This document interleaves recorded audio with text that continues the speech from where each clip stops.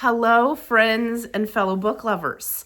My name's Amy. I'm coming to you today, keeping it really real. Just moved into this place a week ago. Hello, big stack of boxes. Hello, really messy counter. But in the spirit of my other videos, like I'm sitting down, I'm turning the camera on, and I'm just doing it because if I don't, if I have to have the perfect lighting and the perfect makeup and the perfect hair, like these videos will not happen. And I think they're too much fun to not do, to like hide behind perfection. So if I didn't say it already, my name's Amy. I live in the Midwest. I'm a Gen Xer and I love books. And I decided to start this channel. I believe in books, or book believer, I think is technically what I had to call it. Because I felt like I didn't see a lot of Gen X women talking about their book fascination. It wasn't coming up in my algorithm anyway. And I think there are a lot of us out there that are reading and that would like more female friends in midlife. And so here we are. We're going to connect among the interwebs about books and all sorts of things.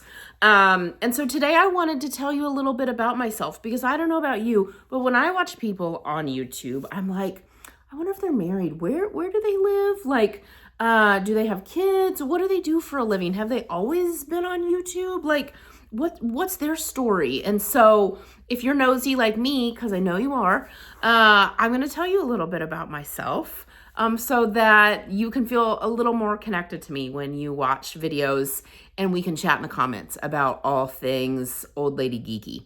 Okay, so the first thing I think I'll tell you is that I'm a gardener. I am straight out of my garden, actually. Sunglasses on my head, my hair looks crazy.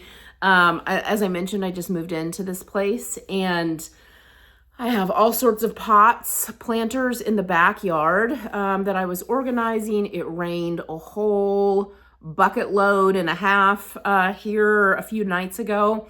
And so everything is like soggy and wet back there. And so I was just moving things around so it doesn't feel quite as chaotic. I have been a hardcore gardener since 2019, I guess, about 7 years. I tinkered with gardening for probably 5 years before that. So like 12 years, I have sort of tinkered around and fuddled around with plants and gardening, and I love the natural world. I went to school to be an herbalist almost a decade ago now, because I think there is so much magic in nature and divine inspiration in nature. That's maybe a better way to say it. Like, I feel intimately connected to what I call God when I am among the trees and plants and flowers and bugs, and it just never ceases to marvel me. So gardening, love it, love it, love it. Would love to have like a 1 acre garden where I grow like half an acre of flowers and then half an acre of tomatoes. Maybe a few other things. Like I also like, I really love warm weather plants. So cucumbers, peppers, watermelon, cantaloupe, tomatoes. I would grow all of those things. Yeah, I'd love to have a greenhouse. I could talk about gardening. Don't ask me how many times I've tried to start a gardening YouTube channel and the editing is way over my pay grade, so it never happens. Okay, other things that I love. I'm kind of an old lady at heart. I guess like I'm gonna give you a 2-for-1 here. I think of myself as an old soul. And I love antiques. I love knitting. I love crafting. Maybe I love buying the craft supplies more than I like actually doing the crafts. I particularly love mid-century modern antiques. So I have the chair I'm sitting in is a MCM replica. Over here is another like mustard yellow gold mid-century modern chair. A lot of my furniture, actually, as I look around, is inspired by mid-century modern. This is not a mid-century modern lamp behind me, but it is kind of cool, right? Like the 3-tier or whatever lamps. I love it. So I love antique stuff. I also love natural stuff. I already said that I love nature, but like a lot of the decor in my house is very like natural baskets and metal and like naturally sourced sort of materials. Really is important to me, not just because I like the aesthetic, which, you know, is in right now, like with boho kind of bohemian sort of style with the young ones. But also just because like I think it makes for a home that feels a little bit more connected to nature. And to me, like we've really become disconnected from that, right? So like I digress because this is a book channel and I'm talking a lot about nature, but I think it's important because I think reading in nature and like the nervous system reaction that our wee little human brains have to both things helps regulate us in a way that like a faster paced, more modern sort of lifestyle does not regulate us. Okay, I'm off my soapbox. What else? I'm a dog lover. I have in my life had 4 dogs. Sammy was my first one. He came to live with my uncle many, many years ago. He passed in 2022, I believe. My next dog is Jasper. I don't know if I can even talk about it without crying. I had to put him down in February. He was a 75-pound husky pit bull mix, maybe the love of my life. Okay, don't tell George that. George is my next dog. George is actually the love of my life. 12-year-old rat terrier, grumpy, lovey, happy, playful, all of the things at once. George is just like my soul dog, kind of like, whereas Jasper, I do not have human children.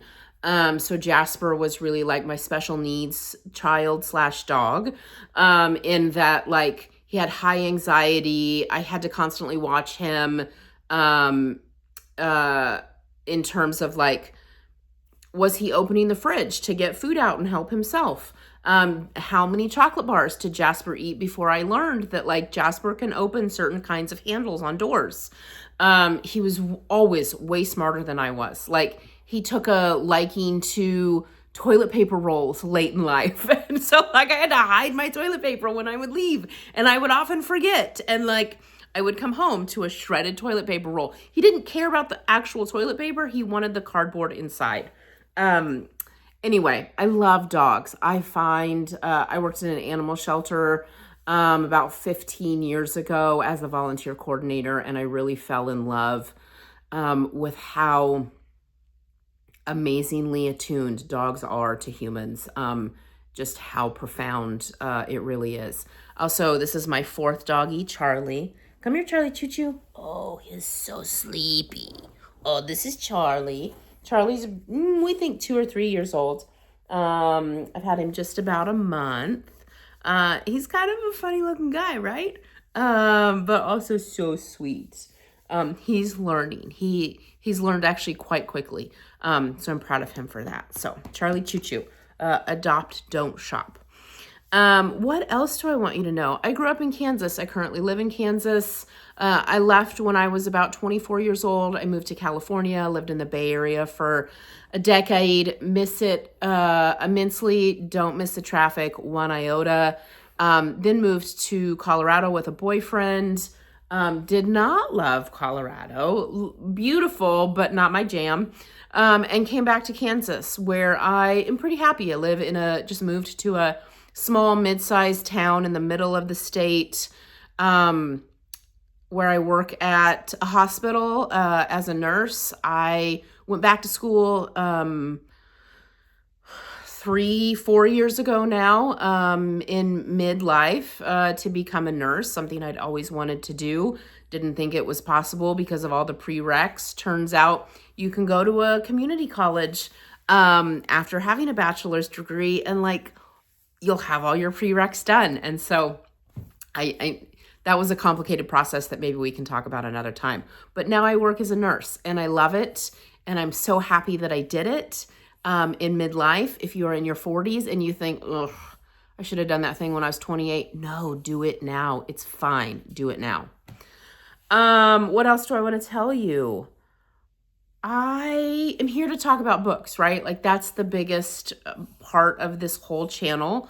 And so I think I'll end it with some of my favorite books that I had as a kid. I'm going to save the favorite adult books for separate videos. But I think reading in children is incredibly important. George is looking at me like, lady, it is time for my dinner. What are you doing? Talking to that camera. So I'll wrap it up. Let's see. Before I talk to you about the books, God did not mean for me to have children. And while I never felt a strong urge, when I could have had children, now that I'm older, I do feel such a stronger mothering instinct. And so I have considered fostering or adopting, although adoption is outrageously expensive. And there are so many children in the foster system that need like good love and care and home, like strong sense of home and adults that love them. I have been considering fostering now that I am starting to be a little bit more settled. You know, I'm a whole weekend, right? But I've given it a lot of thought over the years. Never really been married in any kind of real way. I was married for a hot minute. Somebody did say to me when I described to her what happened, she's like, that's not marriage. That's bad dating behavior. On his part, of course, not mine. I joke. Everything's a two-way street. But so technically, was I married? Yes. But kind of not really. I don't think of myself as a free spirit necessarily, because I do have a fair bit of high anxiety. I think I'm a, what they call it, high functioning anxiety person.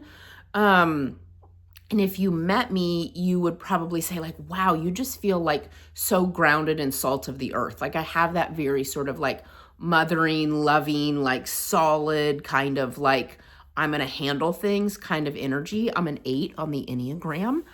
INFJ, although I know Myers-Briggs gets a lot of criticism. The newest one that I love, the newest personality typing system is Gretchen Rubin's. It's not new. Oh my goodness, the 4, I can't remember what it's called. The 4 something. I'm the questioner. I can't do a thing unless it makes sense to me. In fact, so much so that it almost feels like I'm a rebel. But I will, if a thing makes sense, then I'm totally on board. But I need to understand the why behind things. They just they don't make sense to me otherwise. Okay. So that's a little bit about me. I hope that was fun. I talked fast. I wanted to fit it all in. I try to keep these videos at 15 minutes or less because I don't really like to watch a long video on YouTube. Okay, my favorite books as a kid. Comment below what yours are.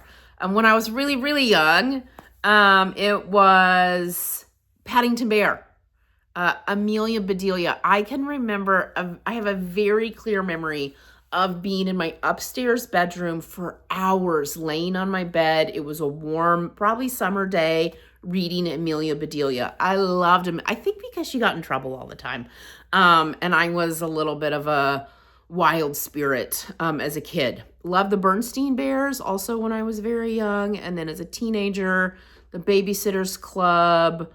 These are the ones I could remember off the top of my head in 30 seconds. Chaim Podik, I think is how you pronounce it. My library had probably 2 or 3 of his books. I read them all. I also read all of Mildred D. Taylor's books.